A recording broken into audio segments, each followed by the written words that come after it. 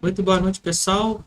Hoje é terça-feira, não, hoje é segunda-feira, desculpe, 3 de março de 2025. Estamos iniciando mais uma transmissão ao vivo aqui no canal WillPTV, hoje transmissão especial, aí com o oitavo teste de voo integrado Starship com Super Rave, lá no Starbase, no Texas, nos Estados Unidos. E hoje, né, vamos aí acompanhar o novo teste, né, de lançamento de voo do Starship, né? Aí esperamos, né, que hoje ocorra tudo bem, né, com o teste, porque lembrando do teste anterior, no sétimo teste de voo, né, o Starship, infelizmente, aí teve problemas e foi, tivemos explosão, né, com ele, né, como vocês todos puderam acompanhar. E hoje o horário de lançamento do Starship está programado, então, inicialmente estava programado para acontecer às 20 horas e 30 minutos, só que tivemos então alteração no horário do lançamento, agora foi para as 20 horas e 45 minutos no horário de Brasília. E hoje, né, como seria no teste anterior, vamos ter então aí, no caso, o teste de liberação de carga, né, na atmosfera, no caso no espaço, né? No caso serão aí 4 Starlinks e é uma demonstração então de liberação de carga, tá? E hoje também possivelmente teremos aí a captura do Super Rave, né, na torre, né? Esperamos que ocorra tudo bem aí com a captura do Super Rave e esperamos que tenhamos pouso, né, do Starship no mar, né? Então, o tempo de total de duração deste voo de hoje está programado para 1 hora, 6 minutos e 26 segundos, né? E vamos acompanhar então todos os momentos aí, então daqui a pouco, aí aguardando então só o sinal da Spacex. E hoje também quero dar uma boa noite especial, né, a Samara. Eu não sei se ela já está me assistindo, né?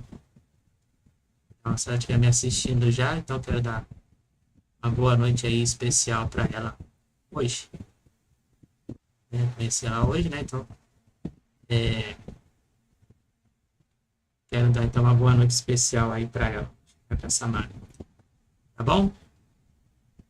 Se você estiver aí me ouvindo aí, né? Já desejo boa noite aí. Curta aí a transmissão de hoje. Bom? Então vamos lá. Dentro de instantes, então aí já teremos contato lá com o Texas, né? Lá com o Starbase, para que a gente possa então acompanharmos juntos ao vivo então mais esse teste de voo do Starship. Hoje também a gente teríamos, né, o primeiro voo do Ariane 6 aqui na Guiana Francesa, só que por conta de mais tempo em solo, né, testes em solo, foi adiado. E aí nova data será divulgada em breve, tá? E aí vocês poderão acompanhar aqui a nova data que será divulgada, tá? Também nas redes sociais, no X, eu sempre divulgo tudo para vocês, as datas, né, dos próximos lançamentos, né, quando será, também o aviso das próximas transmissões. As próximas transmissões estão programadas até o momento, né, dia 5, aí teremos mais uma missão Starlink 12, do grupo 1221. Dia 6, a transmissão aí esperada da Spacex e Punch, no telescópio Spacex Punch. Também teremos no dia 6 a missão Transporter 13, né, que é aquela missão onde tem várias cargas, né, que é colocada tudo em órbita, né? Só não sabemos ainda quantas cargas serão, né, dessa vez. No dia 7, mais uma missão Starlink. Dia 12, teremos aí então a Crew 10, né, ainda da nova tripulação para a Estação Espacial Internacional. Dia 15, teremos aí o Angara 1.2. né? Mas não teremos aí a transmissão, né? Para esta missão, devido a classificada, carga classificada, né? Então não teremos transmissão para ela. Tá bom? Então vamos aguardar aí o sinal da transmissão.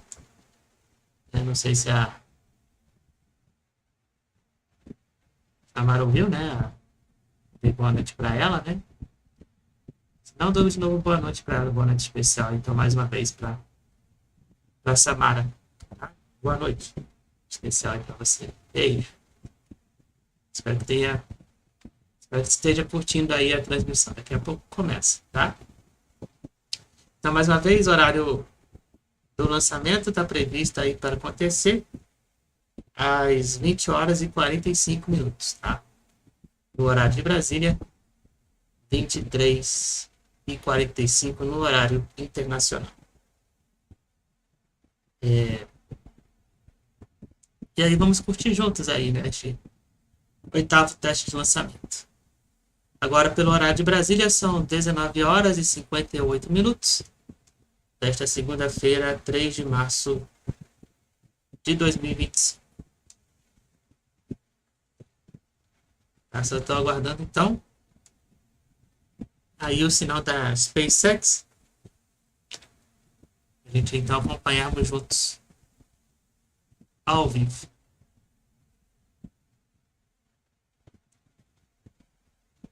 Daqui a pouquinho, então, já começa o sinal da SpaceX.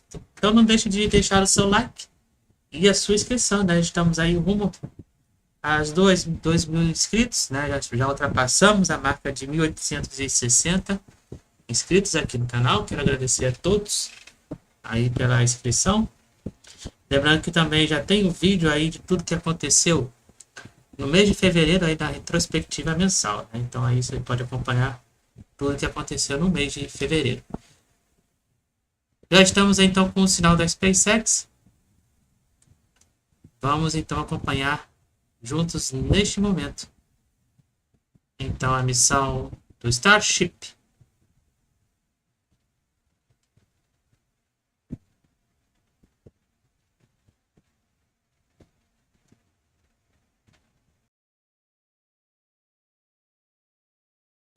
Lembrando que tem aqueles momentos com música, né, coisa e tal, aí nesses momentos, como você já sabe, contando os direitos autorais, aí fica geralmente mudo, né, tá? Como é uma transmissão longa, então aí nesses momentos quando tem música, né, da transmissão local, aí eu coloco em mudo, tá bom? Então vamos lá, vamos curtir aí esta transmissão.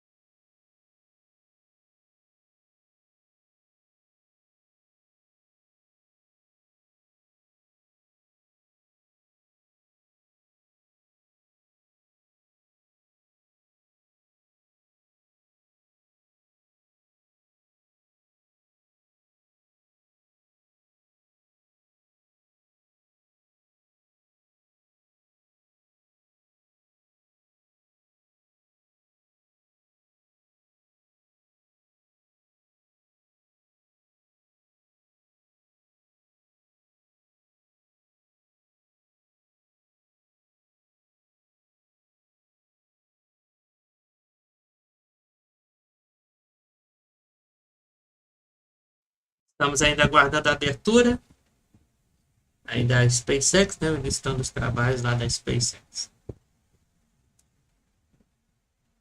Então, lembro sempre, é claro, aí de você estar curtindo nas minhas redes sociais, né? Os links estão aí na descrição da transmissão, né? Lá no X e também no Instagram.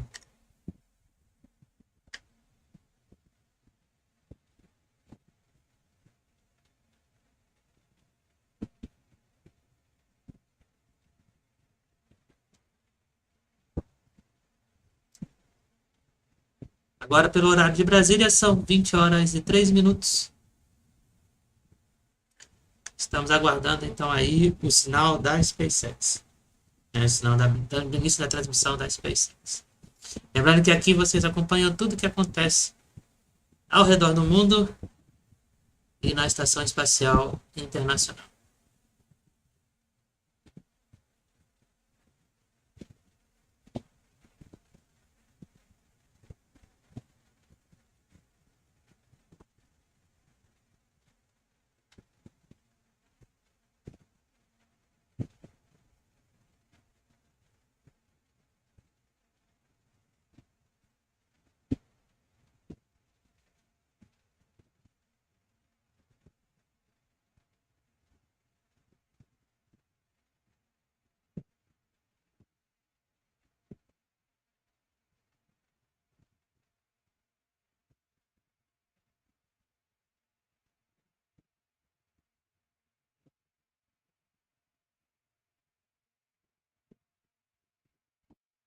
E aí começamos então a nossa transmissão aí em conjunto com a SpaceX. Vamos curtir.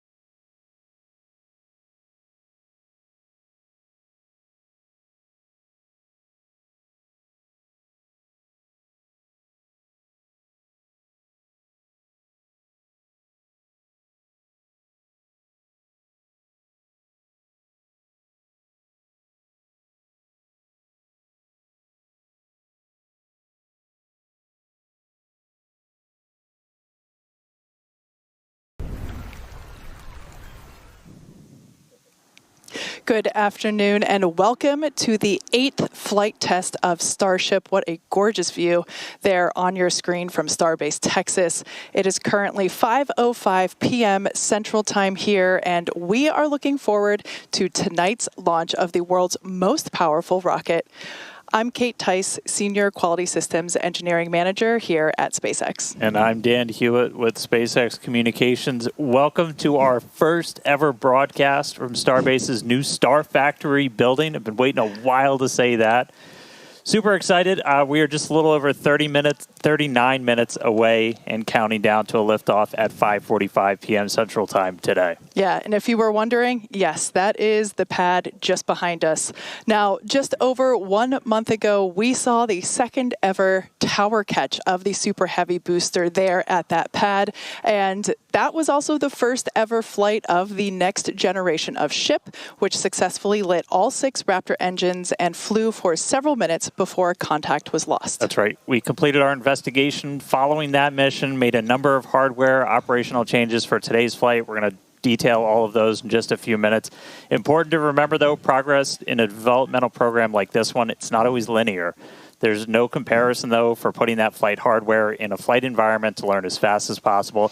And as always, primary payload for Starship Flight Test campaign is data. The objectives for today's flight will look very similar to Flight 7. We're planning to deploy simulated Starlink satellites and fly a range of experiments. We've moved a number of tiles from ship. We've removed a number of tiles from the ship for reentry testing.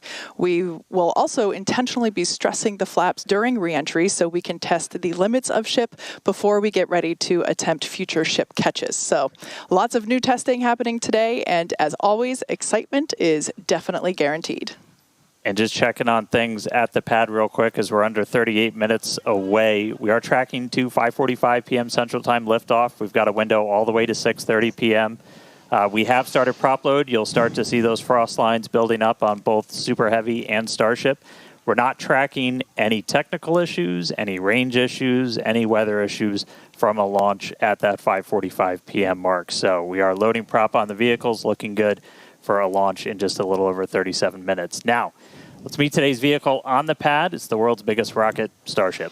Yeah, you see it there on your screen, but to get an even better sense of how big Starship is, let's start with the average size human, which is about 2 meters high, or a little over 6 feet. Towering over our human is the length of the Millennium Falcon, which comes in at 35 meters.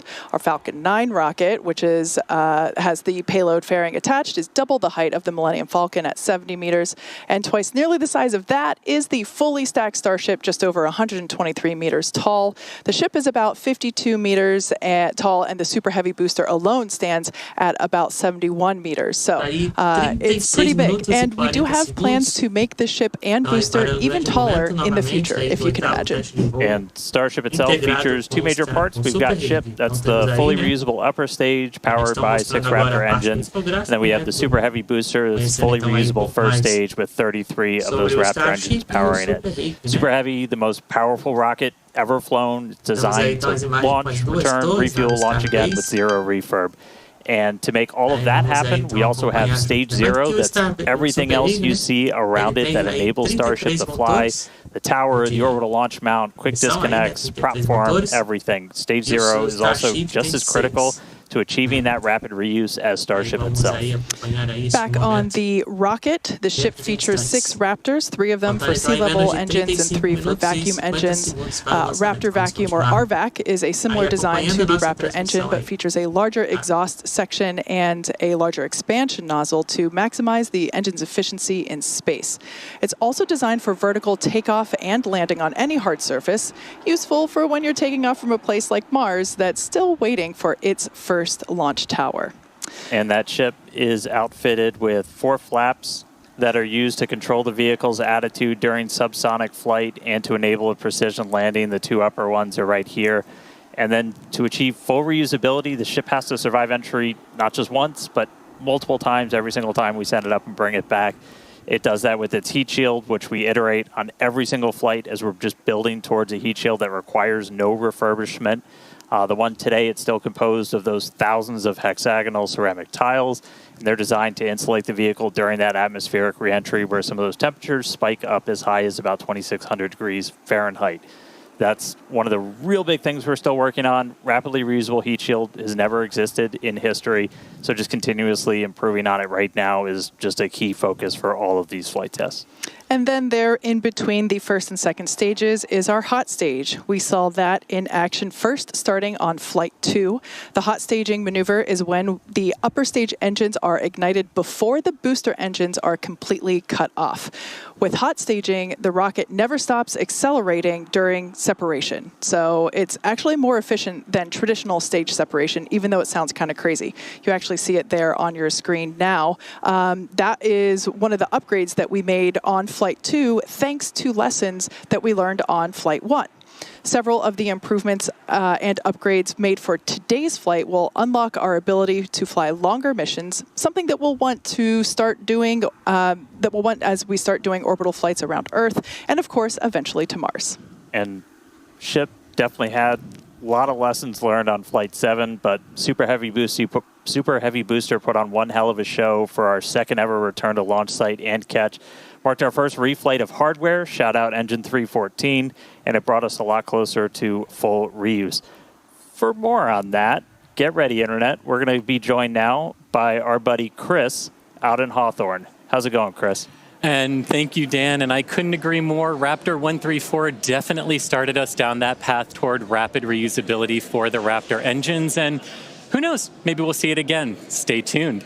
Welcome, everyone, to Hawthorne, California. As you can hear, excitement is building as we count down to Starship's 8th flight test. Behind me, you can see one of our mission control rooms where engineers here in Hawthorne are assisting our flight control teams in Starbase, keeping an eye on various systems like Starship's avionics and, of course, those powerful Raptor engines that have quite a workout ahead of them today. Now, the Raptor engines you'll see and definitely hear today were manufactured right here in Hawthorne, California. And the engines on today's flight are all Raptor 2 engines, which is the same design we've been using for Starship's flight tests to date. And that includes all of the engines that have powered the 2 Super Heavy boosters back to Starbase for catch and recovery by Mechazilla. But here at SpaceX, we like to continuously improve our designs by eliminating the parts we don't need. We call this applying the algorithm, and that helps us simplify designs and drives us toward rapid, reliable reuse. And that's just what we're doing with our Raptor engines, like you can see here on your screen. I love this family photo of the Raptors because it really shows you the unprecedented step forward in rocket design that Raptor 3 is. And you can really tell that we applied the algorithm here, questioning the requirements for the engine, finding the parts we didn't need, and then optimizing for manufacturability and reuse. Now, one of the cool things about Raptor 3 is that it eliminates the large and heavy engine heat shields, which means that when we move from the Raptor 2 to the Raptor 3 engines on Starship, each Raptor 3 engine is going to save us about 1.1 metric tons of mass, and that's a lot of mass when you multiply that by 39 or more engines. So Raptor 3 will help us increase Starship's efficiency and as well as the amount of mass that Starship is able to deliver to space. And I gotta say personally, it's really exciting to be looking at the engine that will make life multiplanetary, beginning with Mars. But before we get to Mars, we still have a lot of important and critical development work to do. And it's flight tests like today's that help us do just that. So as we get ready for Flight 8, let's take a look back at last month's Flight 7.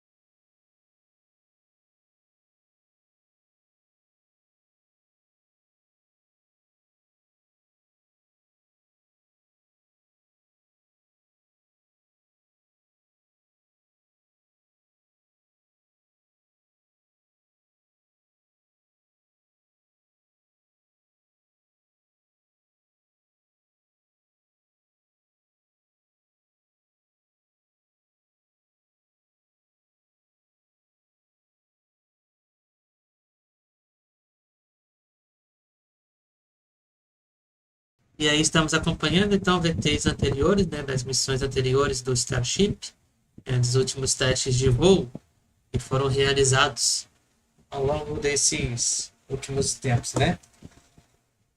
Estamos aí faltando 29 minutos para o lançamento, né? Estamos aí então aguardando aí então o término da contagem regressiva para este grande momento novamente nos emocionar, né? Então vamos acompanhar todos juntos ao vivo aqui conosco. Então não se esqueça, WillPTV sempre com vocês. Agora então pelo horário de Brasília são 20 horas e 16 minutos.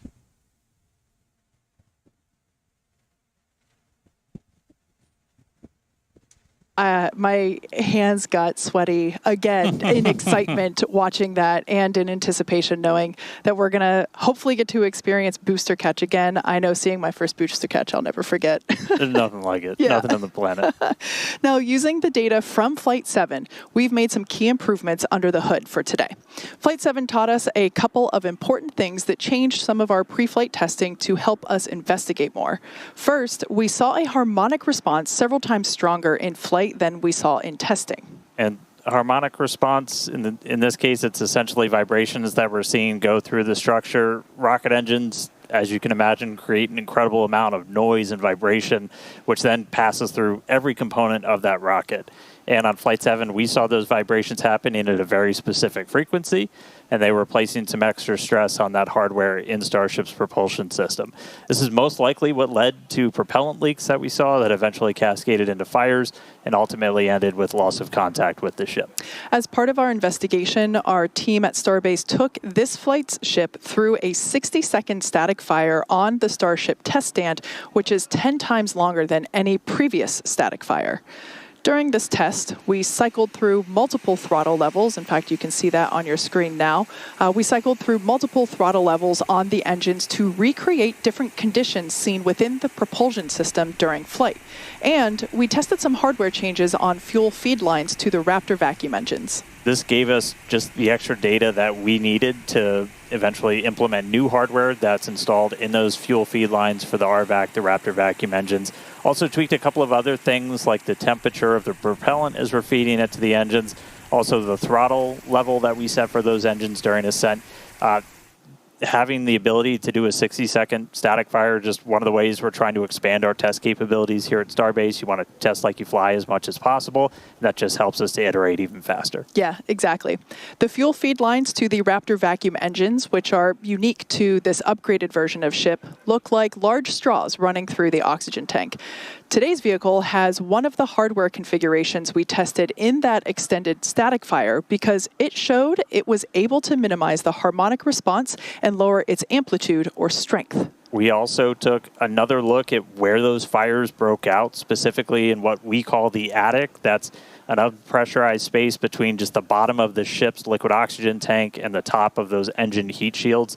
Fires in that space resulted in a loss of vehicle back on Flight 2 and also on Flight 7. So we took some steps to make it more resilient to leaks in the future.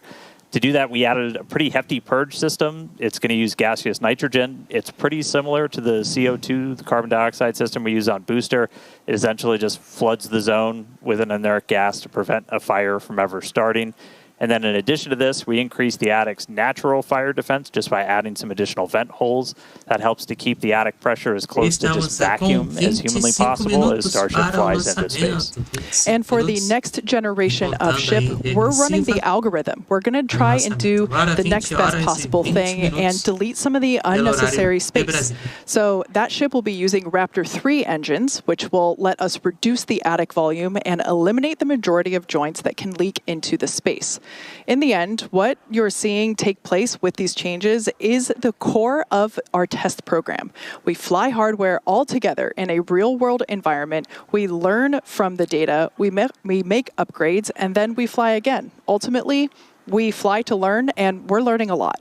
That's right. Now, for today's flight test, we're going to be attempting to do everything we didn't get to do on Flight 7. We're still looking to get our first re-entry with this upgraded version of ship.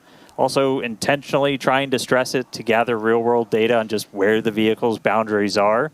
So don't be surprised if it's not a smooth flight down to a landing for ship today. As always, it's going to start with liftoff. The 33 Raptor engines on super heavy igniting, lifting both it and Starship into its ascent, and it's going to power us all the way until hot staging. Yeah, those engines on the ship will ignite while the ship is still attached to the booster. This will create that stage separation that we see there.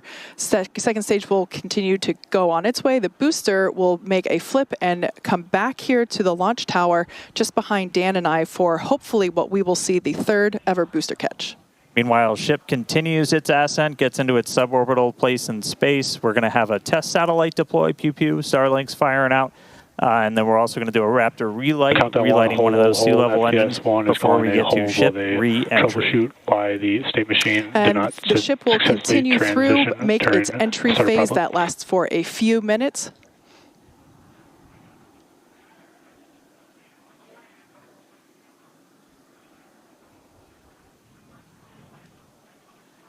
And if some comms did just go out, we heard that an operator hold got in, so they are troubleshooting one issue. As we continue to move through prop load, we'll get some more details on what caused the hold. And if we start to reset to a new T0, we are still loading prop on the vehicle.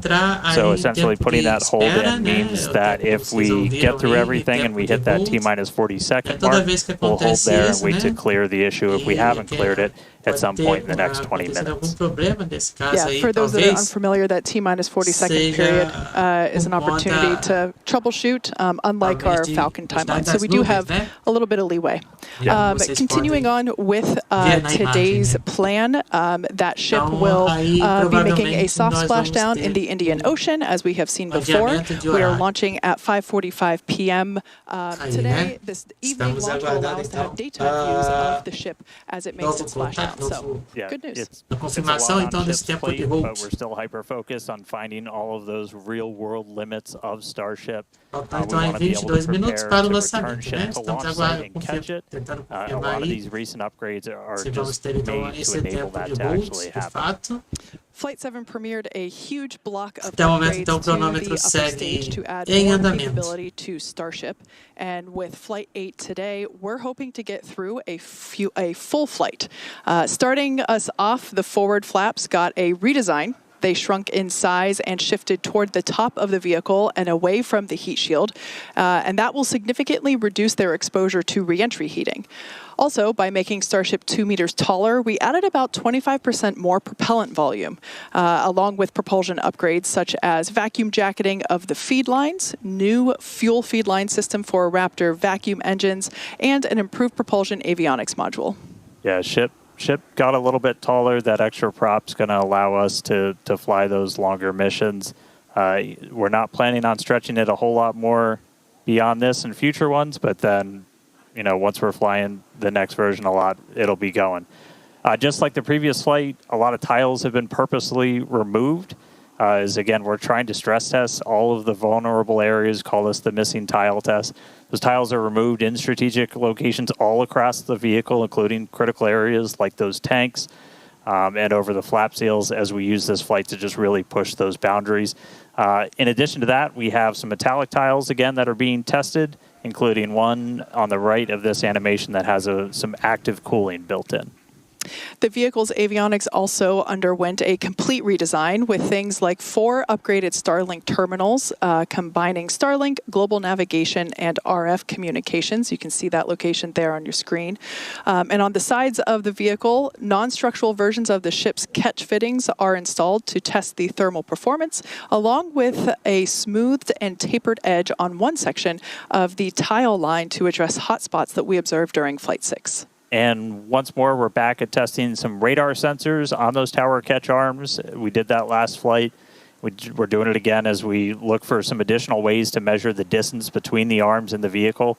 Catching the ship's going to be pretty different from catching the booster. It does that flip right before, so your antennas are going to rapidly reorient. And so just having any extra sensors on the ground side, you're adding extra layers of control while the ship and tower talk to each other for a catch. In another first, Starship will deploy 4 Starlink simulators. They are similar in size to our next-generation Starlink satellites. With unparalleled payload capacity and full reusability, Starship will be able to deploy our more advanced V3 Starlink satellites, which will revolutionize global connectivity with Starlink all over again. Each one of those Starlink V3 launches on a Starship is going to add about 60 terabits of capacity to the Starlink network. To give you some context, that's about 20 times the capacity of what we're adding with every V2 mini launch in a Falcon 9 right now. That's going to help us expand Starlink's network, expand its impact in the coming years as we expand that access to high-speed internet all around the world and eventually beyond. And the Starlink simulators that we're deploying today, they're going to be on the same suborbital trajectory as Starship. We expect them to demise as they enter in the atmosphere. And then Starship's trajectory itself looks very similar to our last several flights, splashdowns targeted in the Indian Ocean. And on top of all of that, we're also going to relight a single Raptor engine again while in space. We're just trying to get data on in-space Raptor burns. You're going to need those for deorbit burns when we're doing orbital missions, and eventually when we're doing missions way beyond Earth and we're on our way to Mars. Yeah, so just like you said earlier, Dan, there's a lot on Starship's plate for today. But one of the hallmarks of these Starship flights are the incredible views that we get throughout the flight, courtesy of Starlink. Every day, we're working to expand the Starlink network both on Earth and in space. For how all this connects us to the big mission, let's head back to Chris. Thanks, Kate. And as fans of Starship may know that Starlink enables us to bring you a lot of those unprecedented views, both from space and on Earth. Personally, I love all those epic views of the plasma wrapping around Starship during re-entry. So thank you to our Starlink teams who enable all of those amazing views and the information we get. Now, in addition to the dozens of cameras on Starship itself, as you see on your screen here, we also have mobile Starlink camera kits deployed in the middle of the Indian Ocean, as you're seeing from a previous flight. Starlink also allows us to connect our aerial cinematography units on the ground at Starbase and at other strategic camera spots around Texas and the world. And that's all part of how it comes together to help us tell the incredible story of Starship, both on and off the planet. So thanks to Starlink, Starship is now capable of streaming more than 120 megabits per second of real-time, high-definition video and telemetry through every phase of flight. This not only provides those incredible views of reentry for all of us, but also the invaluable engineering data to help our engineers rapidly iterate across all systems of Starship. And all of that streaming data today will be put to good use with the more than 30 cameras that are on the vehicle for today's flight. Now, Starlink is the world's largest satellite constellation operating in low Earth orbit to deliver high-speed, low-latency broadband internet. This provides internet access to people around the world, many of whom have never had connectivity before. As of today, Starlink is serving more than 125 countries, territories, and other markets, and has more than 5 million active customers and counting. But to meet the growing global demand for high-speed internet, Spacex recently expanded its factory at Bastrop, Texas, and introduced Starlink Mini as well as an upgraded version of the Starlink standard kit. Here's our first ever look inside our brand new Bastrop facility.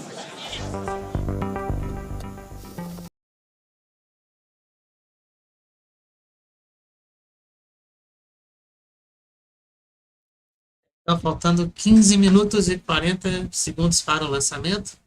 Agora, pelo horário de Brasília, são 20 horas e 29 minutos. Estamos, então, acompanhando o 8º teste de voo do Starship, integrado, então, ao Super Heavy. Estamos, então, aí aguardando, né, para ver se vamos entrar ou não, talvez em tempo de hold, né, que é o tempo de espera. Porque como vocês podem acompanhar nas imagens, ao vivo lá do local do Starbase, né, temos aí bastante nuvens, né, no local. O tempo está totalmente nublado por lá.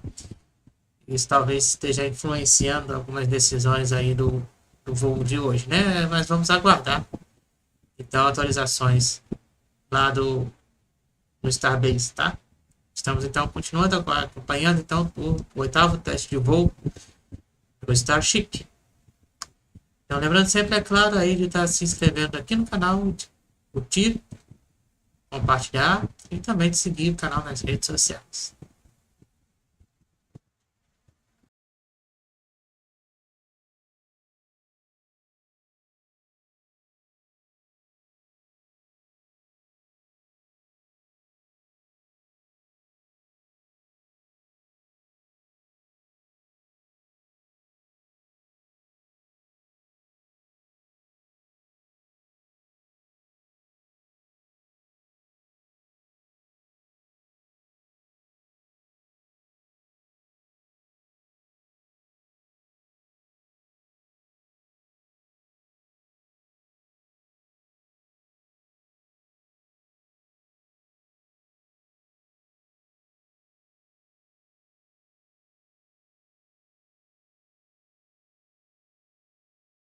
That will help millions of people around the world the way they want to use it and the way that they need to use that technology. Definitely a lot of good things to come from our Bastrop facility. And while we're talking about the infrastructure that enables us to do all of these amazing things, you've probably seen some changes recently around Starbase. Coming online this year is the second tower at Starbase, and this tower has redesigned chopsticks and is built to accommodate the next generation of Starship and Super Heavy. It will have a redesigned launch mount and flame diverter system built to be rapidly reusable and hardy enough to withstand hundreds of launches at a time. Now, over at the production site down the road, we're also building a new integration and refurbishment facility called Gigabay. And Gigabay, as the name implies, will allow us to process more Starships at the same time over our current Megabays. But Gigabay isn't just for Texas. If that weren't exciting enough, we're also further expanding Starship operations into Florida, bringing production and launch capabilities to the Space Coast. As Starship flight testing, development, and launch cadence continues to pick up pace at Starbase in Texas, over in Florida, we're building a Gigabay as well. Gigabay will stand 380 feet tall and will provide about 46.5 million cubic feet of interior processing space and about 815,000 square feet of workspace. Now, as environmental impact statements continue for potential Starship launches and flights from both Launch Complex 39A at Kennedy Space Center and Launch Complex 37 at Cape Canaveral Space Force Station, we plan to complete the Starship launch pad at Pad 39A this year. And pending the completion of environmental reviews, SpaceX intends to conduct the first Starship launch from Florida from Launchpad 39A later this year. Now, we're also interested in enabling Starship launches from Slick 37.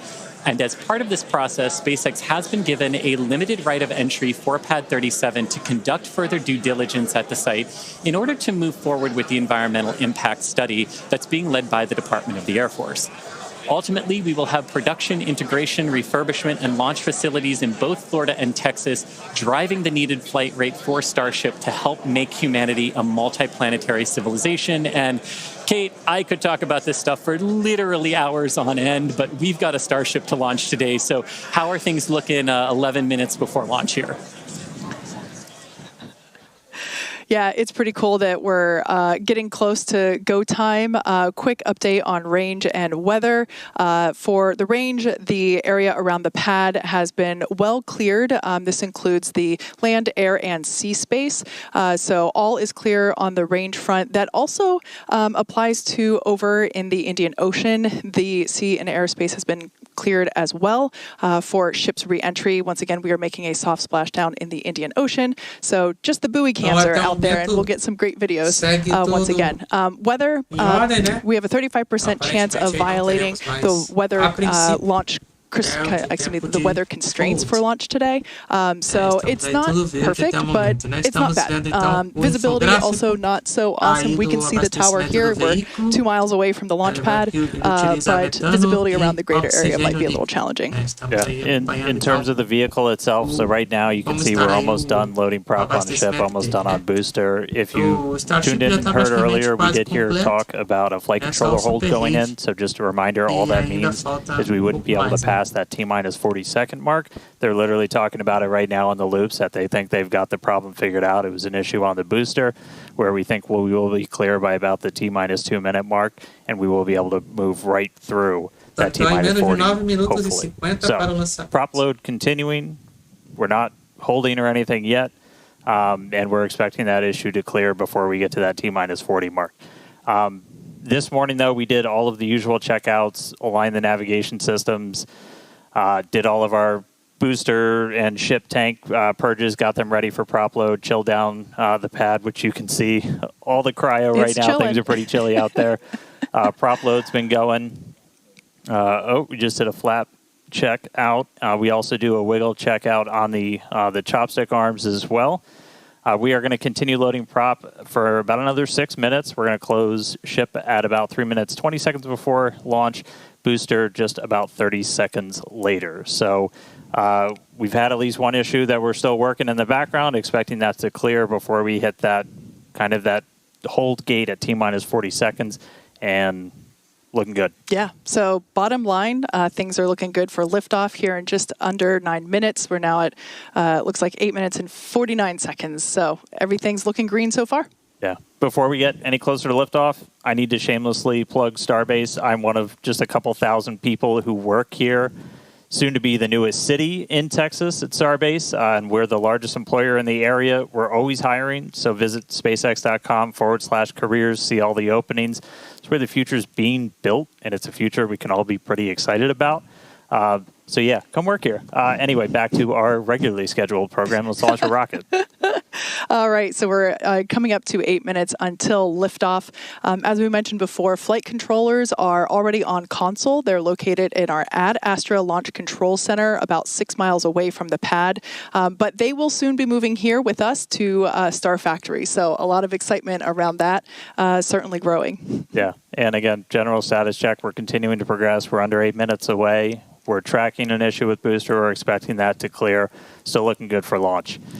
Speaking of booster, let's talk about catching one. Absolutely. The tower's 2 giant robotic arms that lift and stack Starship on a Super Heavy for final integration ahead of flight. We also use those to catch. It means we don't have any landing legs in the booster. Makes the booster lighter. Means we can throw more payload into space. Exactly. Following liftoff and after the 2 stages separate in flight, Super Heavy will return to the launch site, the same exact launch site that it lifted off from, reignite its engines to slow the vehicle down. Here we see playback from a previous booster catch. I believe that was our first booster catch. The vehicle will slow down, tower arms will come out and catch the booster. And just like the last few times, literally thousands of different vehicle pad criteria have to be met before we bring a booster back and try to catch it. We need healthy systems on Super Heavy, on the launch tower, and we need that final manual command from the mission's flight director for the day.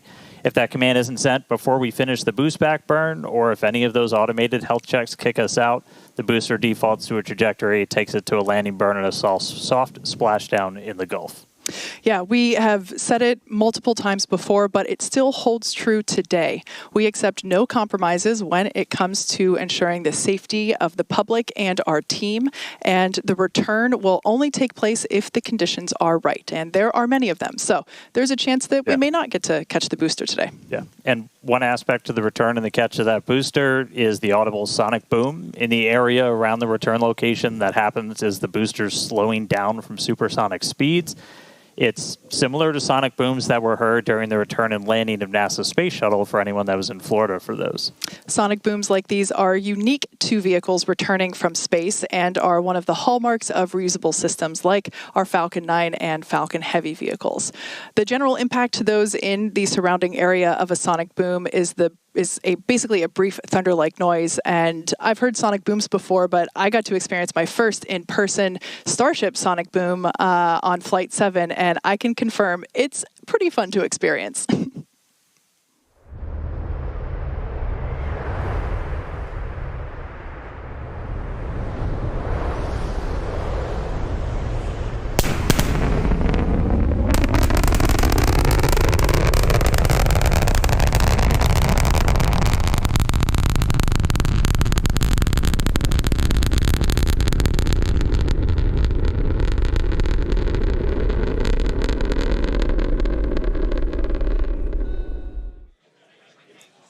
And as someone who has heard sonic booms many times in Florida, they are definitely a hallmark, and what a way to announce a returning space vehicle's return for reuse. Now, here in California, as you can imagine, the excitement is growing here. The crowd is growing.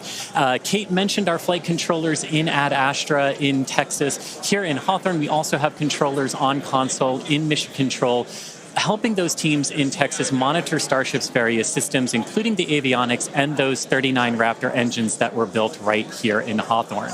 Now, with 4 minutes, 30 seconds to go, Dan and Kate, how are we looking for a launch today? So we are still looking good. We're just about fully topped out on propellant on both vehicles. The closeout's going to be coming up in about a minute on ship, and then about 30 seconds later on the booster. We are still hearing chatter in the background about the booster issue that we're tracking. We may still be able to pass the hold, but if we need to hold at T-minus 40 seconds, we have several minutes that we can hang out there and work to just kind of troubleshoot those final issues before we get the go. Once we're fully loaded on prop, which is coming up soon, we've got just shy of 11 million pounds of liquid oxygen, liquid methane on both of those stages. And then once we're done, we're going to see that we're going to hear the ground lines do what's called pushback. So all of that propellant gets pushed out of those lines back to the tanks, clearing the pad for launch.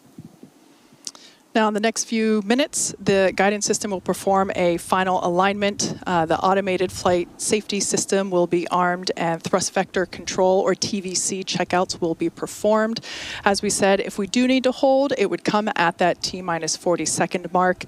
That is the point in the countdown where we can pause to wait for final checkouts or pressurization, or if we need to continue to work through that issue. So once we pass through that T-minus 40-second mark, a number of things are going to happen quite quickly. The ground spin and ignition systems come up to flight pressure. The ship's going to go on to internal power. And after that, the quick disconnect, or QD, arm lockout is removed in preparation for retraction shortly after T0.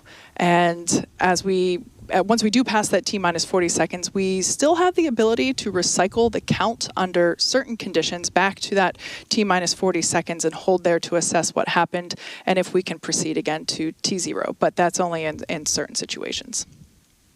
All right, so we're just about 2.5 minutes away.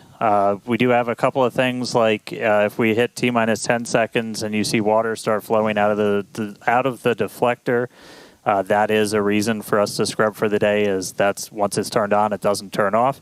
And then we'll have to refill the tanks on both the water farm and the prop farm. Our team's gotten really, really good at refilling stuff really quick, so we can reposition for about a 24-hour recycle if we need to. Yeah. But speaking of we're things, coming up. things, We're coming up just under 2 minutes away. Now hearing we might hold at that T-minus 40-second mark while they still talk through a couple of troubleshooting steps.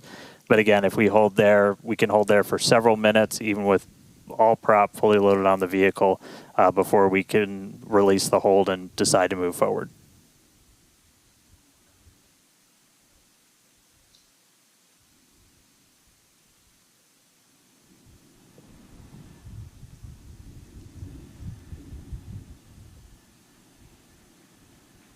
All right, less than 1.5 minutes away. Again, keep your eye on the clock. Look for T-minus 40. We may hold there. It's not a rocket launch unless you're talking nonstop in the background until right before you lift off. Once again, if we hold at T-minus 40 seconds, we have an opportunity to hold there for several minutes. This is unique to Starship. We don't have this ability on Falcon. As we're about 15 seconds away, we did just here. We are going to hold at T-minus 40. So look for the clock to pause when we hit T-minus 40 as they finish troubleshooting. And then we'll let you know as soon as we start hearing more, and if that clock's when that clock's gonna start rolling. So holding at T-minus 40. So the team's talking in the background, still troubleshooting. Então no tempo de hold, we can hang out here for a couple of 40 minutes. segundos para o lançamento.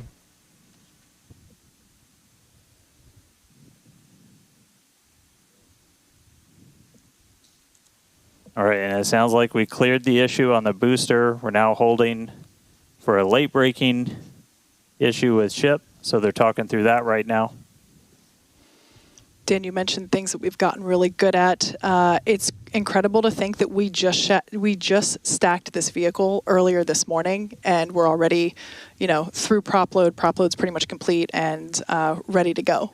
It's a very slimmed down timeline. Yeah, this by far will be our fastest.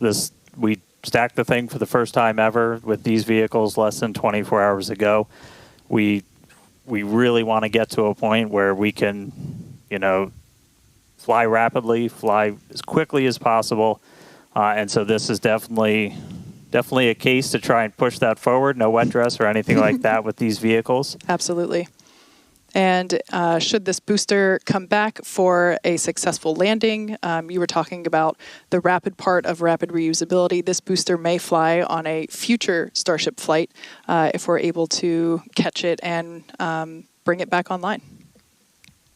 So for those of you that have just recently joined us, we have paused at T-minus 40 seconds just to assess and work through a problem that popped up in the countdown, and we are holding here as the teams troubleshoot it. We believe that we have put in a solution and we will be able to proceed. But we have some chatter on some nets indicating that we're just holding here for a few more seconds. Now, this is a great opportunity for the teams. This is unique on Starship. We don't have this ability on Falcon to hold here, partially because there's just so much propellant that it takes longer as a whole for it to cool down with that amount of volume that we have compared to the Falcon vehicle.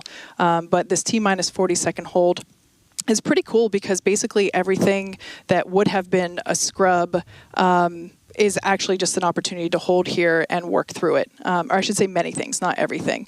Like I said, we're working through an issue now, but we can also pause here for final checkouts or completion of pressurization to get up to flight levels, that kind of thing. So it's a nice feature to allow the team to wait for final checkouts or assess final prop levels or engine health and that kind of stuff.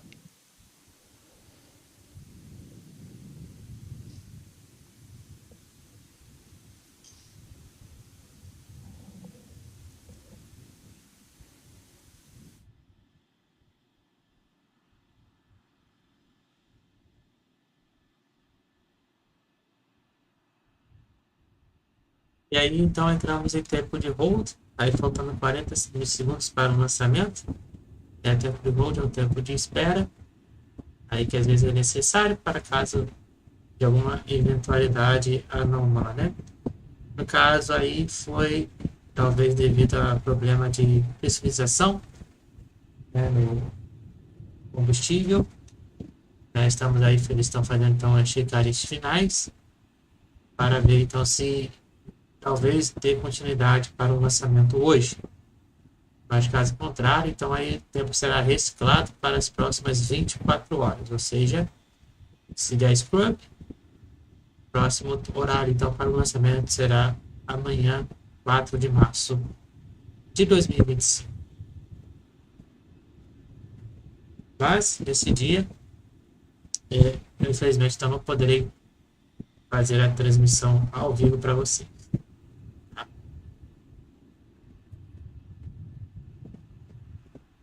Se der então, o tempo de reciclagem de 24 horas. Estamos aguardando então, aí, novas atualizações então, aí do teste de voo integrado número 8. Vamos ver se vai dar continuidade do tempo All right, if you're regressivo. just tuning in, we are still holding at this T-minus 40-second gate. We cleared an issue on the booster that we were working up until the hold, still working one on ship, and team still continuing to discuss in the background.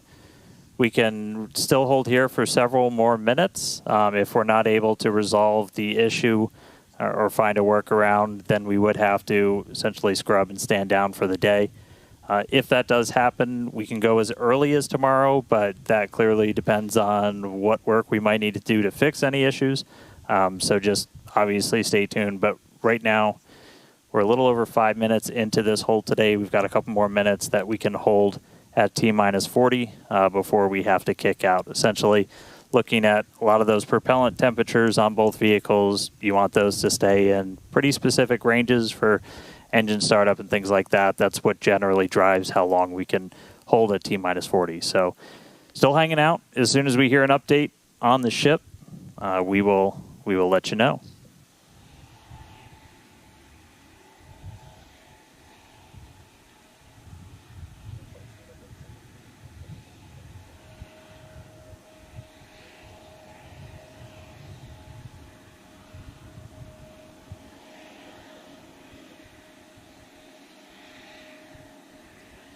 Starting to sound like we might have a decision real soon.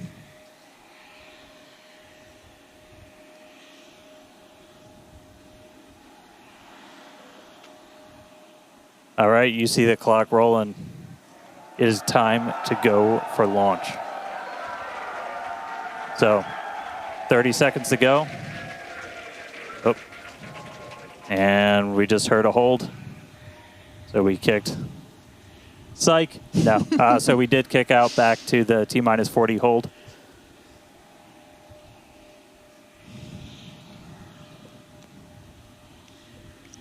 E novamente tempo de hold. Tivemos aí retorno da contagem regressiva, mas Novamente foi reciclado em 40 segundos. Estamos em tempo de voo.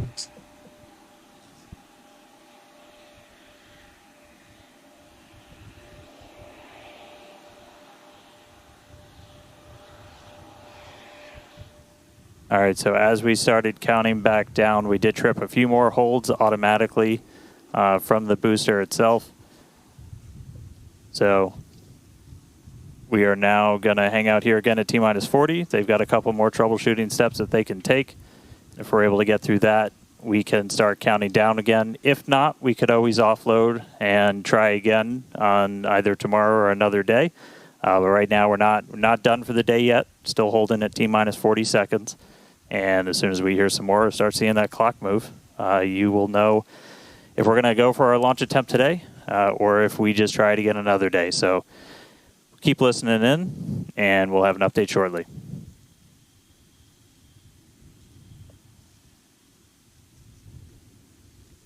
Estamos aí aguardando para ver se vai ter continuidade então, no tempo regressivo ou se vai dar scrub. E aí, nova tentativa será amanhã.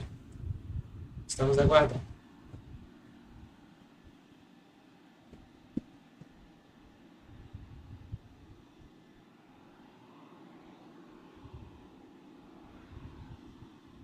Yep.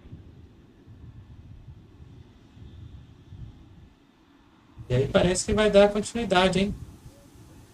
All right, and we did just hear the call we are going to offload for today. So we had a couple of holds trip as we started counting down from T-minus 40 again. And it's not something we can change with small config tweaks. So we are going to offload our prop and then try again another day. So we're able to fully take the vehicle. We're unable to lift off today, but just because we don't go today doesn't mean we're not going to go tomorrow. Então aí nova tentativa aí será dada então amanhã. Então teremos o horário confirmado então para vocês logo mais. Então é isso, pessoal. Me despeço então de vocês. Até a próxima. So obviously just keep an eye on all of our updates. So we are expecting could be about 24 hours, but we will definitely let people know. Yeah. So we want to thank everybody for tuning in. Unfortunately, we would have liked to lift off today, but the teams are doing the right thing and standing down while we troubleshoot, and we'll share more information as it becomes available, including when our next launch opportunity is. So be sure to keep an eye on our SpaceX account on X, and as I said, we'll share more information as it becomes available. All right. Thanks all for joining us today. We'll see you at the next attempt.